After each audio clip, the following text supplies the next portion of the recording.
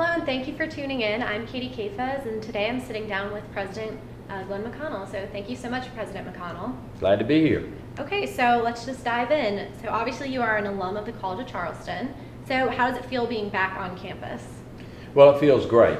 For me, I remember when I left the campus as a graduate, remember how excited I was the day that I graduated. But I also remember my trip back as commencement speaker, and that's probably why I'm back here today. That kind of brought me on the full journey back to the campus. And now that's the message I kind of give to other graduates of the school. Come back, re-engage. Don't forget it. This is where we got our start in life, and it's where we ought to come back and re-engage and give something back to the school. So after the Board of Trustees announced last year their selection to have you as the new president, there was a little bit of controversy with the decision around campus. But since then, the tension has seemed to die down. And so what was your take on the situation? Well, of course, I saw it from the outside as it began. And of course, my opinion was that people should not judge other people based upon rhetoric, but upon record. And also the fact that the 10 candidates that were down, and they are all 10 of us, I understand, got excellent ratings from a national research and consultant firm. So there's no question but that all of us in that last group apparently were qualified according to the consultants. And it was the board's decision to make. And I look back, I think probably the pitch that I made to them was I didn't want to see the college merged. I didn't want to see it go out of business. I wanted to see it continue and to be what it is. And I knew about the 1992 statute and the fact that what we need to do was adjust our course and take the University of Charleston, South Carolina, and make it a component of the College of Charleston so that we could do everything that a merged university could do. Okay, and so kind of going back to what you had mentioned earlier about your pitch to the school, and you talked about how you weren't for this possible merger with MUSC and the college. Can you kind of explain a little more in depth on the topic? I don't think Sure, that's a great question. Yeah. It's a great question. The College of Charleston and MUSC are distinctively different institutions. We have a different governance system. We have a different culture. We do business differently. For instance, our computer systems won't even talk to one another. So somebody would have to go to another computer. It's easy to say you're going to merge them. It's another to make it work and to make an efficient use of resources. So instead of trying to merge, why not look at what each school brings to the table and how can we collaborate? And so we've set up a collaboration council instead, not a merger council, not a blue ribbon committee or something to look at how we merge the two schools together, but how the two schools together, remaining distinct, can work together and make things happen. Like in public health, how do we do, is there things like buying, stocking, staffing, the different things that we can do together to make things better. And where our students are going down there and engaging in research now at the medical university. The medical university is focused more on health. We're much broader than that. We're a liberal arts, sciences, and business institution. So our future in what I call advanced studies alone, and it doesn't take a merger to do this, with the University of Charleston, South Carolina, the College of Charleston, if and when the Board of Trustees and the faculty and the Commission on Higher Education decide, and our accrediting agency, that we should, for instance, go into MAs and PhDs in supply chain logistics or computer sciences or information management, that's for the future. But what we have is the great opportunity now, rather than getting shaped, we have a chance to shape the future. And that's what's so wonderful. Merger would have shaped us into something that we're not. All of us who have graduated from here, we love our diplomas. And we want others to have that same diploma. And if you get a degree from the University of Charleston, South Carolina, you get it from the University of Charleston, South Carolina at the College of Charleston. We're the only university I know of, comprehensive university in America, in fact. We're very distinct in this. The college is not at the university. The university is at the college. Okay, and just to clarify, I know some people get confused by the names. The University of Charleston, South Carolina is our graduate. It is our graduate. It is a component of the College of Charleston. It exists simultaneously with the College of Charleston. But the flagship is the College of Charleston. And that is very important for people to understand. We are not going to do away with the things that make us great. We have an opportunity to be who we are and to be relevant to the business community, the needs of our student, give them research opportunities if and when that occurs, give them advanced studies when that occurs. It's a win for us, just a gigantic win. So this year, how have you worked with building connections with the student body and faculty on campus? Well, I've met with the Student Government Association president. I keep him advised of what's going on. On top of that, we try to attend some of the campus events. I take lunch quite a few times in the student dining room, and the Liberty Cafe I enjoy. And I try to be active on the campus and engage. I try to reach out to the faculty and to others, let them know that we care. Look, that's behind us. The question is, what do we do with the school for the future? So it's a strategic position of how do we together preserve the college that we all love. Everybody here, the great thing about the college is its diversity. And I think diversity is what brings the richness to this campus. And so, but together, all of us creating a greater richness and an ability to take the school where it needs to go and make sure the school does for others what it's done for us. Well, actually, speaking of the topic of diversity, there was still talks of implementing programs such as Texas and California, where the college would take the top 10% of graduating seniors and accept them into the College of Charleston. And we are wondering if this is something that you are considering in the future. It's an excellent question, and yes, we are considering that for the reason that what that will do is open the College of Charleston up in schools for students who've never considered us as a place to come. We need to dispel this idea, for instance, that we're a rich person's school and that everybody that comes here is wealthy. That's not the case. I think 1 in 3 is on a Pell Grant here at the college. But I think it's also equally important for us in our diversity to get some folks from rural areas and areas that are low in socioeconomics that have had different experiences. So in a nutshell, yes, we're going to do it. We're hopefully going to do it in the fall of probably 2016, if not 2017. We're trying to get the program finished. And essentially what it will do is we'll pick out 7 counties that we think. 3 of the counties will be this Charleston metro area, Charleston, Berkeley, and Dorchester. Then we'll go pick out some other counties. And top 10% we'll automatically admit, but we'll back it up. We'll back it up with tutoring. We'll back it up with adjustments to make the leap here into the college, because the college is a demanding academic institution. It's not an easy place to come. But that's what we all like about it, is that the professors here challenge you and you have an opportunity to grow. So we have a chance for these folks to come. They'll go back to their communities, tell others of the great experience they had here, and the diversity of the school will increase, and we'll all benefit from it. Okay, and so kind of speaking on the topic of looking forward and into the future, we're currently having a lot of renovations on campus with the Halling Center and the J.C. Long building. Have you thought of any other future plans or tasks you want to kind of accomplish during your presidency? Sure, I'll talk about some other things I want to see done. Obviously, the swimming pool is being phased out. The students here don't have enough meeting space and study space, and day students where to put their stuff and everything. So I want to see that building repurposed, and I hope that the General Assembly will help us with that. We own the Satilli Theater. When it was built in 1928, it was one of the 5 great theaters on the East Coast. We need to finish it, punch it back out to King Street. We need to create meeting space and flex space up above it so the students can have that area to enjoy, restore the murals and the greatness of the theater again. We got the dome back on, the lights are twinkling again in the dome. And a great art school like the College of Charleston should have a great theater. But we're also positioned for the future. In 1824, this building was the signature building for the future of the College of Charleston. Our signature building is a learning technology center.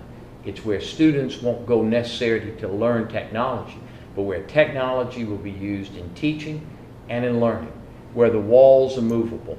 They are high definition screens. It's open loop for computers. You can move the furniture around. You're studying, for instance, 17th century literature or something, you can bring 17th century London alive on your walls.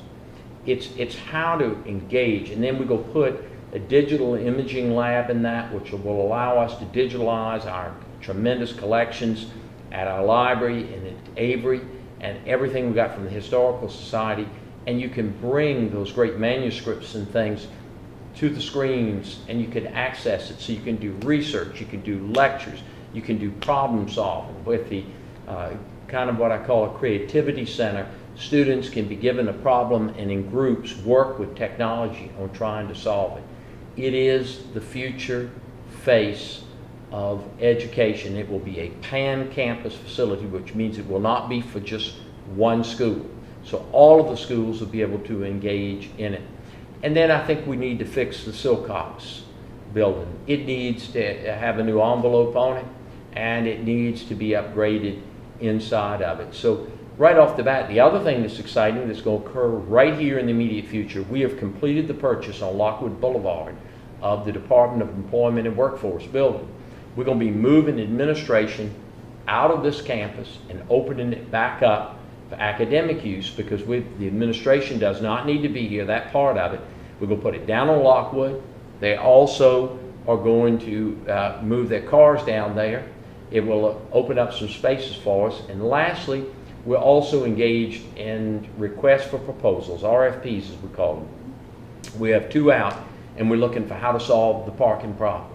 Up the road, I'll be looking at how to get the intramural fields and playing fields back on the peninsula, create at-grade parking in that, and try to work out joint facilities for that. So those are some of the things, as I look ahead, that we have the potential to get done here at the college.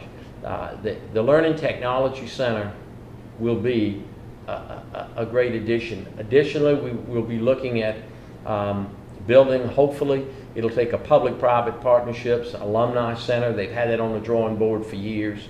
But the Learning Technology Center was something in the master plan. And it's one thing to look at it in a book. We need to look at it down the green. And so we're working out the details of it, and we're going to go out and try to raise the money for it. Okay, so kind of going off of that and talking about the dismantling of the swimming and diving team, did you have any input in this decision with athletics? I did. The decision was begun many months before I got here. I pretty much, the can was kicked down the road, it was given to me. And the decision I had to make was this: we're out recruiting swimmers, and we know that we do not have the money to pay $1.5 million to fix those chillers. And with it being a 40-year-old swimming pool, it really is too shallow and it's too long. And it's sitting on $600 a square foot real estate, less than 200 people based on our monitoring. We're using it a month, and yet we got lines for meeting rooms. We've got a critical shortage of space. It's tying up what some have estimated, quite a bit of square footage. It's 3 floors. So I had to make a decision. Is it right to bring people here knowing we may not be able to keep the pool open for their full years? No, it wasn't the right thing to do. The decision needed to be made. And I made the decision based upon the recommendations and the information I got from the athletic department, and we made it as early as we could to put it behind us and to move forward. Now, people say, well, y'all go repurpose it. If you have the money to fix the building, why didn't you have the money to fix the swimming pool? Well, we don't have the money. I'm asking the General Assembly for that money, and only if I can get that money can I repurpose that building. So I want to make it clear, we don't have the money, the $1.5 million to repurpose it, nor do we have it to fix the chillers. We were paying an enormous amount for maintenance on the building, and it's sad. If the pool had been 15 years younger, 2 feet deeper, a little bit shorter, my decision might have been different. So kind of following up with that, I know the swimming and diving team looked out to other natatoriums about potentially moving the team out there. Was it just something that the funding just was not there, and therefore the team could not keep going on? Or? I had the athletic department, I have to rely on them. I asked the athletic director to look into alternative sites to see if there was anything that would work, and we never really could come up with one. Once you get off of campus, then you get into questions of how do you get transportation out there. Once, if you're providing the transportation, then you got the liability, then you've got to have the vehicles, and it goes on and on. The other side of this is this. There is a change going on in college athletics. The Big Five opt-out, as they call it, which is allowing schools now to pay cost of attendance and scholarships, is going to cause the expense for college athletics to go up. As it does, schools will either have to meet that expense or become non-competitive in more and more sports in order to keep their budgets balanced. We can't rob the academic mission. On the other hand, we don't want to starve out the athletics. It's a careful game of what can we afford, and we want to give the widest opportunity. Maybe out of all this will come a movement. The city's going to have an election. We got a very dedicated mayor, but we'll get another new, enthusiastic mayor. And maybe they'll be looking up the road at building an auditorium, and it's something that may be in the future. But for the next foreseeable few years, there was no future in it. Okay. Well, so kind of moving on to a different topic. What has been your most memorable moment during your first year here? Most memorable moment would probably be sitting down with the basketball team and hearing their complaint and trying to help them get a future. If I look back, that it was an extremely memorable moment, and I'm counting since I became president. That to meet those young men and to see the quality of their character and the way they handled themselves in that situation, they didn't go out to the press. They wanted a result. It was a pleasure to get to know them and to have a chance to help them and to watch them move forward. So I would have to say that, because I was not president 30 minutes in this office when they closed the door and said, you got an emergency. The basketball team is not going to play for the coach and they want to see you. That was my first day on the job. But in terms of memory, I leave with a deep respect for those young men and the way they conducted themselves, and it was a great learning experience for me also. So what is one thing that students probably wouldn't know about you? Want to know or don't know? Well, Probably clearly I'm you're a huge basketball fan. Yeah, I'm a big fan of jet skiing. Really? I love jet skis. Well, it's perfect for the beach down here. Yes, I like to get away, and I got a couple of jet skis myself. They're souped up. And so, final question. Obviously, you're very passionate about the school. What does being part of the College of Charleston mean to you? Well, I defined my relationship with the college as I suspect you will define it with your graduation and your life. The college gets into your DNA. It becomes part of your DNA. And so to come back here and to have been student body president, come back as college president, to have an opportunity to see this institution grow and to succeed. The Gates Foundation reports concern me that 40% of the four-year colleges over the next 15 years will get absorbed or go out of business. I'm here, along with all the other wonderful people that work here, to make sure that for all of us, the school continues to go on and gives them the opportunity it's given all of us. So that's how I kind of look at it. It's one of those things that I wanted to do, and from the moment I made that commencement address, slowly that calling grew and grew, and when the opportunity came, I decided to take it and come back. Great. Well, thank you so much for sitting down and talking with us. We really appreciate it. Sure, I enjoyed it. Thank you. This is Katie Kajfez for CisternYard Video.